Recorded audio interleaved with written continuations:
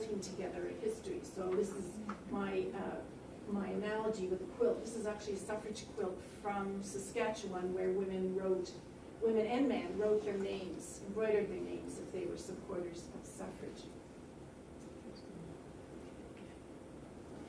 So what I want to do is just very, very quickly talk about a few reasons why a history of suffrage is important, make a couple of quick comments on the historiography, and then talk about 3 ways that we might unsettle some of the traditional narratives, thinking differently about suffrage and women's rights.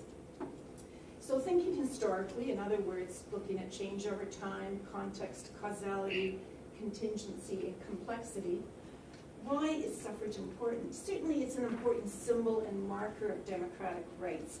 Not to say it delivers rights necessarily or equality, but in our society it is an important symbol of those rights. And the fact that extending the vote elicited such opposition from some groups tell us it's an important symbol. Certainly for people who opposed women's right to vote, it raised questions about power relations in the family. For those opposing extending the vote to Indigenous peoples, it revealed a lot about their ideological justifications for settler rule. But suffrage, I would argue, is important for a number of reasons. First of all, it uncovers power relations on multiple accesses. And it always goes deeper than political history because it raises questions about gender, family, and so on. Secondly, it asks the question, what was at stake in granting this basic political right? Why was it so contested? And those contests were not simply over gender.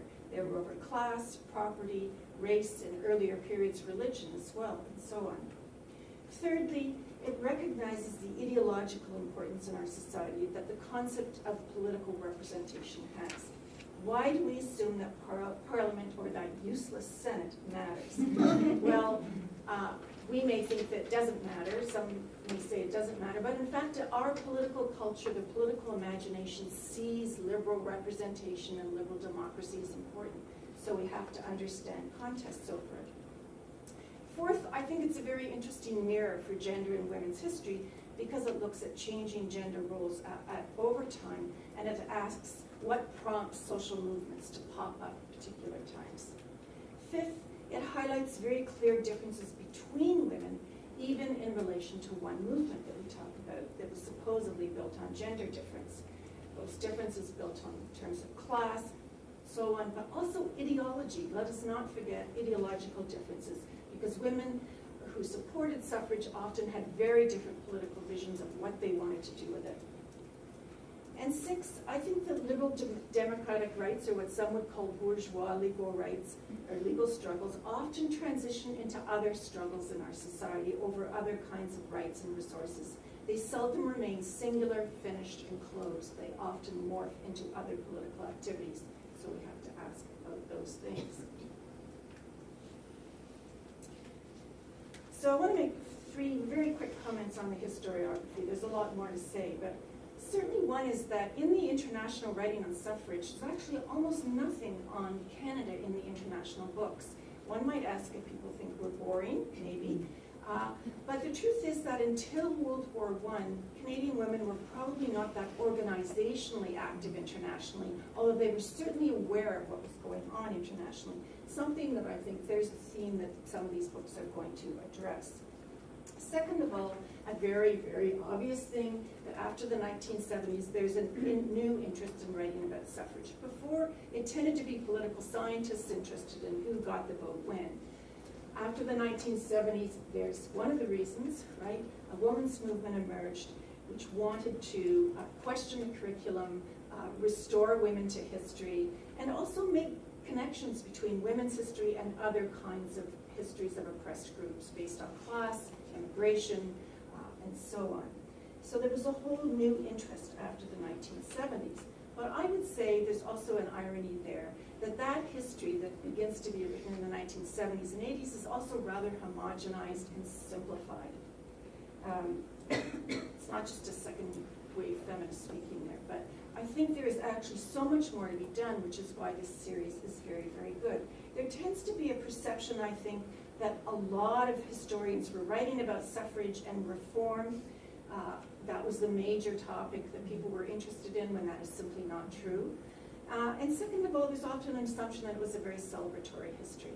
And I think actually if you start to make differences between popular writing about women, academic writing, scholarly writing, and feminist newspapers and periodicals, you actually see different ideas about suffrage coming out.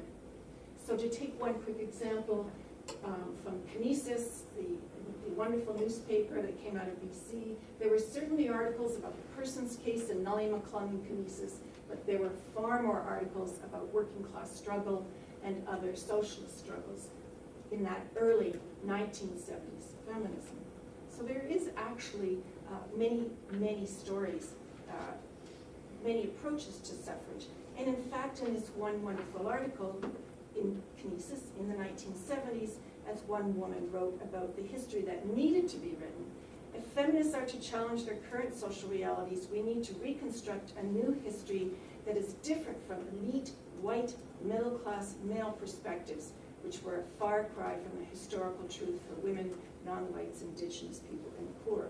That's feminism in the 1970s writing. So hopefully some of what this series is going to do is unpack some of these complexities that have not been explored yet. We haven't had a chance yet in the history. So how do we then create a critical reassessment of suffrage without falling into the traps of teleology and simplification on the one hand, or simply celebration and uncritical views on the others? How do we recognize also that certain groups did assume more power at particular times in the suffrage movement? In some areas, Anglo-Protestant, white, English-speaking women did take a very dominant role that claimed the limelight. I would stress that, they claimed the limelight, so it seemed as if there was nobody else. How do we not ignore the fact there were leaders like Tarah in Quebec who were extremely important in leading the movement? So I'm going to just give you 3 quick ideas about how we might think about just unsettling the narrative, to put it one way. Let's think about streams, not waves, for a change. Not waves with troughs of nothingness in between. As we all know, that doesn't fit very well. And one way to think about is streams of political activity. So socialist feminism is a very good example to begin with. Starting in the late 19th century, through to the 20s, the 30s, and throughout the whole 20th century, there are different streams of socialist feminist organizing for women's rights. The organizations change, the ideas change, but it still is a recurring stream. Or perhaps we could think about a stream of anti-racist organizing that began in the mid-1850s in Ontario with Mary Shad Carey, who wrote about women's rights, and then continued on with people like Viola Desmond in the 1940s in Halifax, campaigning on other anti-racist issues. So streams, not waves. Secondly, the vote as a strategy. Let's think about the different visions that women had for using the vote over time, and the coalitions that they sometimes built, cross-class, cross-linguistic lines, but also some of the differences. So on the one hand, you have Finnish women in Ontario who wanted the vote and have beside them a banner for the 8-hour day. Finnish women in the Social Democratic Party had a different vision of what they wanted to do with the vote than other women at the time. Or to carry through to the 1930s, picture taken in Stanley Park, we have Mothers Abolish the Relief Camp, women who by the 1930s wanted to use their vote in a way that was both maternalist and socialist to eradicate social ills in society. Different visions of what to do with the vote, why you wanted the vote, but they were important and we need to think about those. And finally, one last thing. Think of the vote as a question. When we were engaged in some early discussions about the project, Mary Jane McCallum, an Indigenous historian, suggested what we really need to say was we're talking about the question of the vote. For some women, the vote was a question as much as a goal. For some communities of women, it was a non-issue in many years. We have to deal not only with organized, vocal anti-feminism in the history of suffrage, but women who did not see the vote as an effective strategy for their political lives, individual lives, or their communities because of what it entailed. Take the example of Indigenous women. Here, on the one hand, you have the picture released by the federal government, which idealizes the extension of the vote to all Aboriginal people in 1960. And yet on the other hand, you have Mary 2 Acts early, who represents another reality. That reality is that for Indigenous women for much of the 20th century, to be enfranchised was to lose your rights. And so for them, the vote was a question. It was not necessarily a goal. So as we think about rewriting this history of suffrage, we have to think about that central question. You know, the vote was not always a strategy for equality for people. For some women, like Indigenous women, it was actually a strategy of the lack of equality, particularly for preserving their own communities. So those are just a few quick ways we can think about unsettling the narrative. But whatever comes out of this series with these books, I think we will build a new narrative of suffrage in Canada. Thank you.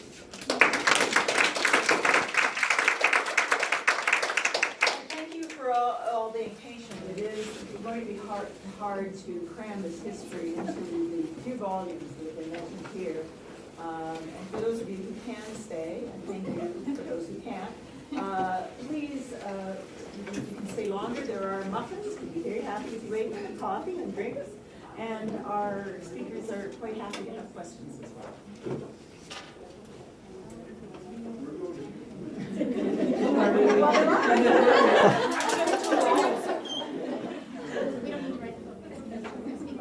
Yes. Maybe Emma has a question. I'm sure she always does. Animal rights. Yeah. Justin?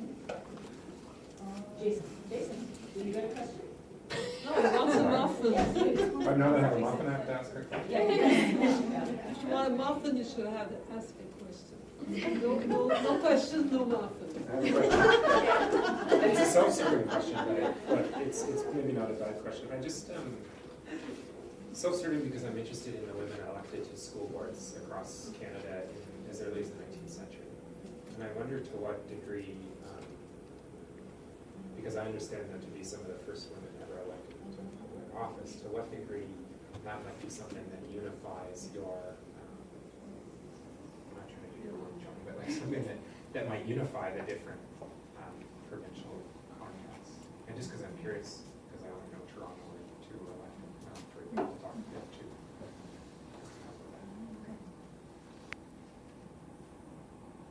Do we just start? Yeah. I mean, I think it's a really interesting question and point, and it does unify, I think, a lot of the studies. I mean, one of the things we've talked about, with my study, it's going to tend to be more at the federal and provincial level, although I'll mention the school boards. But it is an interesting way in which women first exerted their rights, their democratic rights to stand for office, and it also became a way in which women could express their feminist politics, because for them, education involved very important feminist issues. So, as you know, it became, by the 20s, things like free school books, so that children were disadvantaged by class, an end to cadet training, so that children would not be raised in militaristic ways, better conditions for an equal pay for female teachers was one of the key things. So it is an interesting point that in many provinces, it became a way for women to express their political lives and their feminist politics. And what may have something to say about Ontario, the Prairies, or something. I suspect, Jason, you know more about the Ontario case than I do. It's Toronto. It's Toronto. Speaking of centers of the universe, but I haven't got anything on it. Well, I think from that moment when the first two, if I'm wrong, there was not three, elected to the Toronto School Board, it was rejoiced by the teachers, as the evidence that I see, that finally there would be representation who cared about women workers so it wasn't like from parents or mothers, it seemed to come from the teachers themselves, that this could be, as you mentioned, for equal pay, and to have a voice that could look towards sort of the issues that were particularly maybe marginalizing them in their schools with principals.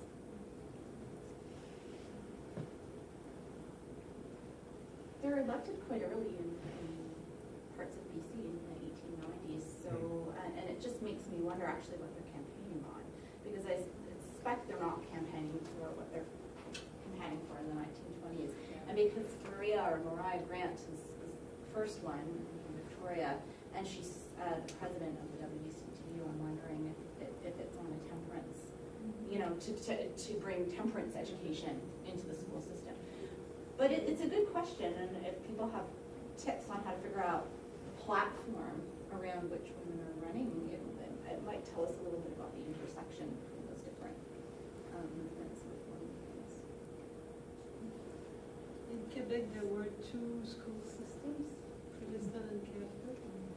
And at the end of the 19th century, or at the beginning of the 20th, I don't remember very well, but the government wants to forbidden women to run for election in the school board.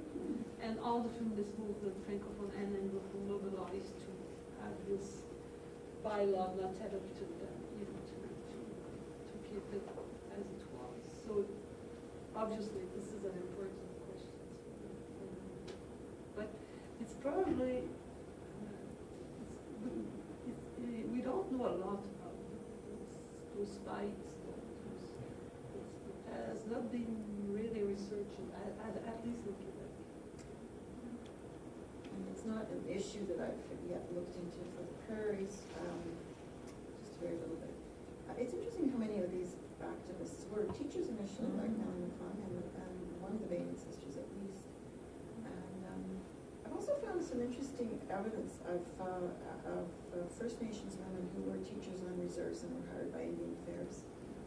And nobody's looked at them at all, and I would like to know more about them and if there are any records about them. But in small communities, some day schools and so on, if they're recognized.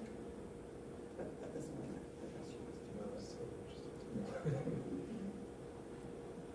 Yeah, I really enjoyed the span of the papers. I thought that you were really doing a lot of very interesting, not just cultural, but also intergenerational, spatial, geographic, regional, whole.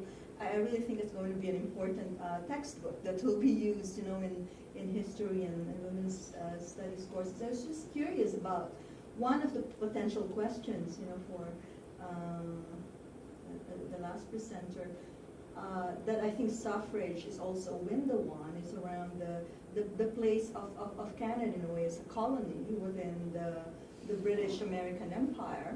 And I was wondering if there was a Canadian suffragist who kind of joined the British, American, and Dutch suffrage, the Globetrotter suffragist feminists who went to the colonies in Africa and Asia, or if there's been, or what's the role of, in a way, imperial white feminists? Were there people who were kind of connecting with a lot of I saw that there's a lot of British feminists forming solidarity with Canadian suffragists. So I was wondering, were they actively also joining other British and American suffragists in other colonies? India, the Philippines, the likes of Susan Anthony, for example, Carrie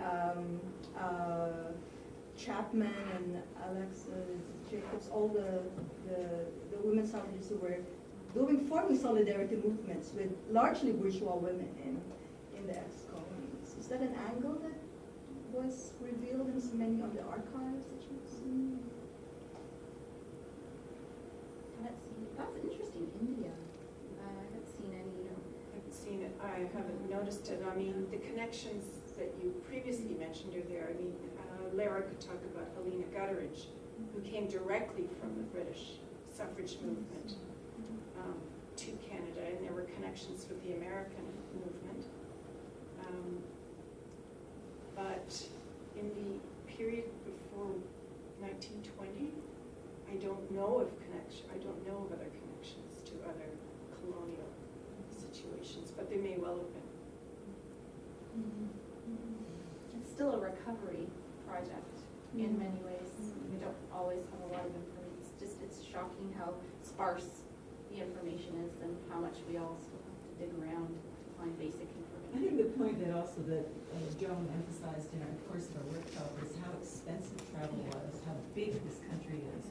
And so that the social media of the day, which was the press, is that where we see those connections being made. So even if they didn't travel, they're clearly watching what's happening in New Zealand. It's the first, British colony or state, imperial state to have women enfranchised. So they're very conscious of this, and they do actually follow. I certainly see them following what's happening in the Punjab.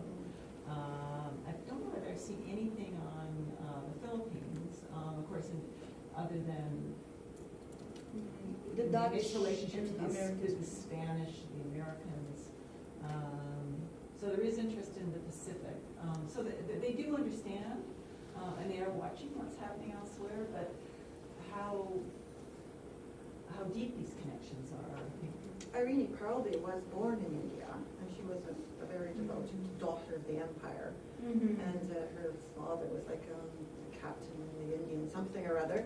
So I suspect there were those connections. One thing we never really discussed here was just what a shame it is that there are no personal papers of so many of these women, like Irene Parlby or Emily Murphy. We just have scrapbooks, we have little fragments and bits and pieces. They might have had quite a correspondence that we don't even know about now. Or it might be that there are actually British suffragists and Americans who settled in Canada. But there are And quite a then- few. So that they bring with them the connections already. Well, I mean, the fact is that we're such a settler land with immigrants coming from very many places to join the native communities. And it's those, what they're bringing with them. We see this in the Nonpartisan League, where there's a whole bunch of American suffragists who come up, who are part of that, as well as the Brits that we're more familiar with here. It'd be interesting to look at missionary women and to see if they're carrying with them reports of Canada's enfranchisement of women, and are they personally supportive of it, and are they sharing those ideas? Because those are women who are traveling at least to the colonies more frequently, at least, or having maybe a pool of church resources to facilitate that. And we have the Finns and the Icelanders who are pioneer suffragists, speaking very much to earlier achievements in Finland and Iceland. But Heidi's looking at Anna Leon Owens, who is the author of Anna and the King of Siam. And so she is very conscious in a very critical way of what's happening in, Siam, now Thailand. Though it's not clear in terms of the women's movement of Siam in that period, well, what it is, or she's just quite critical of polygamy in Siam, as indeed most missionaries are.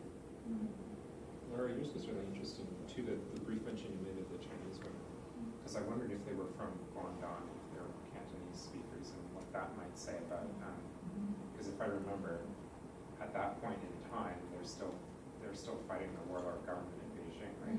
Guangdong contributes a huge number of Chinese in Canada, and they have a very nationalistic or liberal democratic orientation. It would be really neat to see Yeah, I was them saying conversing that. on that. Yeah, thanks for that. I was just saying the other day, and it reminds me that I need to brush up on my Chinese history. Yes, it's this one tantalizing little hint of this kind of trans-Pacific flow that's happening in BC, and no one's really much written about it. There's this tiny little references here and there that have popped up in sort of community histories, particularly the Yubik crowd who've worked to document some stuff around Chinatown. So it's popped up there, and I do have a colleague who can help me read through some of the language stuff, so that will really help a lot. But yeah, I'd really like to. That was kind of the one fun little find that I thought, oh well, no one's really, this could be it could mean nothing, but I don't think it's nothing. I think there's something happening there. It's just a question of what it is. That's what we, and whether they're really, whether the connections in someone just to go any deeper or not, whether there's any intersection between various groups of people, I don't know, but it's there. So I'll follow it.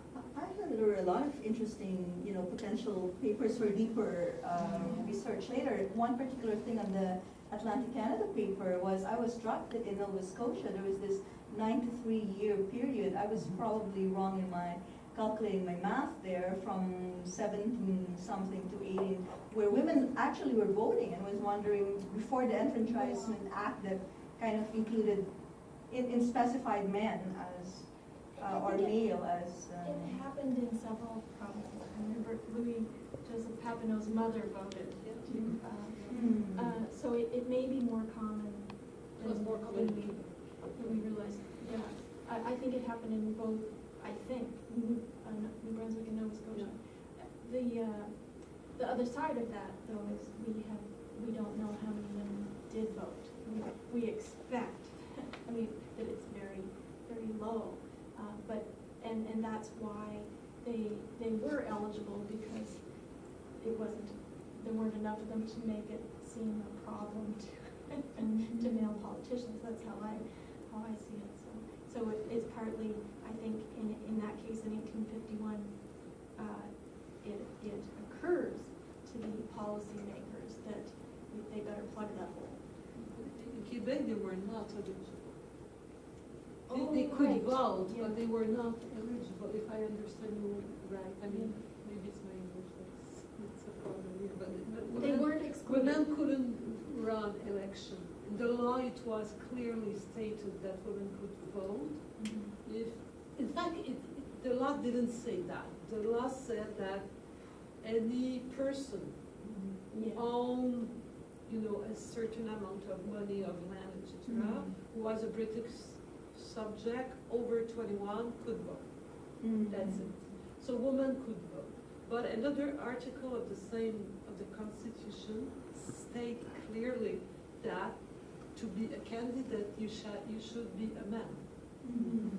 So women couldn't run for election, but they could vote if they owned some property.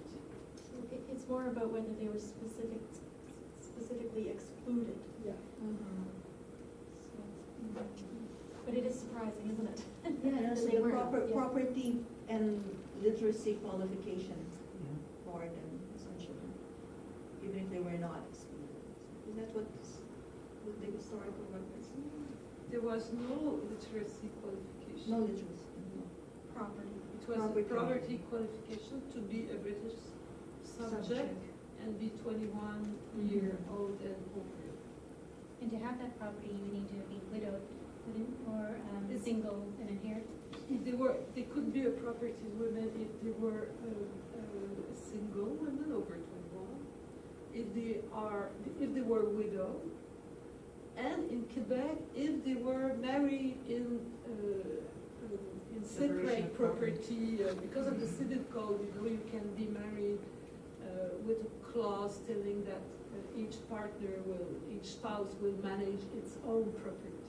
And this is one of the reasons I think that more women vote in Quebec than elsewhere in New Brunswick or Nova